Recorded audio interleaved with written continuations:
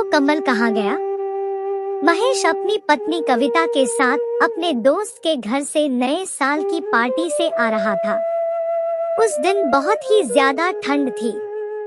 दोनों अपनी कार से घर वापस जा ही रहे थे कि अचानक उन्होंने देखा सड़क किनारे एक पेड़ के नीचे एक बूढ़ा भिखारी इतनी ठंड में बैठा हुआ कांप रहा था।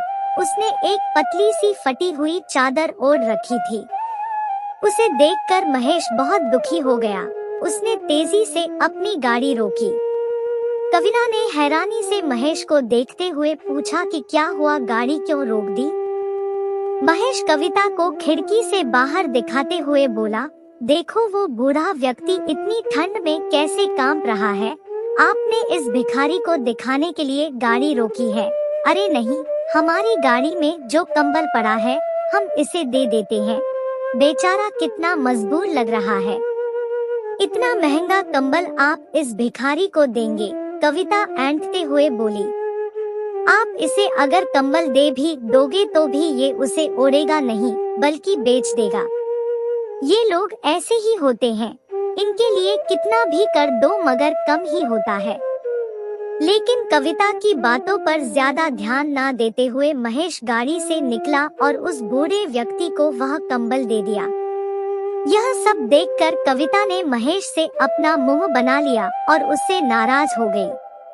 अगले दिन बहुत ज्यादा ठंड पड़ रही थी। उस दिन भी वह दोनों एक पार्टी से आ रहे थे। तभी कविता ने कहा कि चलो महेश देखते हैं कि उस बूढ़े व्यक्ति के क्या हाल है। यह बात कविता ने जानबूझकर कही थी जिससे कि वह उस गरीब व्यक्ति को लालची और झूठा साबित कर सके। तभी महेश ने उस बूढ़े व्यक्ति की ओर गाड़ी घुमा दी मगर उसने देखा कि वह बूढ़ा भिखारी वहीं पर था मगर उसके पास महेश का दिया हुआ कंबल नहीं था। वह वही पुरानी फटी हुई चादर ओढ़कर बैठा था। तभी कविता ने अपनी आंखें बड़ी करते हुए कहा, देखा मैंने मना किया था ना कि वह महंगा कंबल उसे मत दो। इसने जरूर उसे बेचकर शराब पी ली होगी। तभी दोनों गाड़ी से उतरकर उस गरीब व्यक्ति के पास गए और कविता उस बूढ़े व्यक्ति पर चिल्लाते हुए बोली, क्यों बाबा, वह कंबल कहाँ है? उसे बेचकर शराब ले आए क्या? वह बूढ़ा व्यक्ति कुछ नहीं बोला मगर कविता उस पर हंस हंस कर कह रही थी, बताओ बाबा, कंबल बेचकर कौन सी शराब पी ली? तभी महेश बोला, कविता पागल हो गई हो क्या जो इस गरीब पर इतना हंस रही हो, इनका इतना मजाक बना रही हो?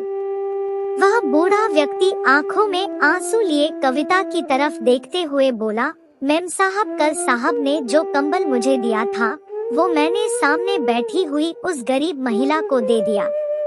उसकी दिमागी स्थिति ठीक नहीं है, उसके कपड़े भी फटे हुए हैं, लोग उसे गंदी नजर से देखते हैं, इसलिए मैंने वो कंबल उसे दे दिया। यह कहते हुए वो गरीब व्यक्ति आंखों में आंसू लिए अपना मुंह उस फटी हुई चादर से ढककर रोने लगा। उस व्यक्ति की बातें सुनकर कविता को अपने आप पर बहुत शर्म आ रही थी। उसने उस गरीब व्यक्ति से माफी भी मांगी। उसी समय वह एक नया कंबल लेकर आई और उस गरीब को दे दिया। गाड़ी में बैठते ही उसने महेश से भी माफी मांगी। उसने कहा, अब बिना सोचे समझे किसी का मजाक नहीं बनाऊंगी और अब से हर त्योहार पर किसी ना किसी गरीब को हम कुछ ना कुछ जरूर देंगे। यह सुनकर महेश बहुत खुश हो गया।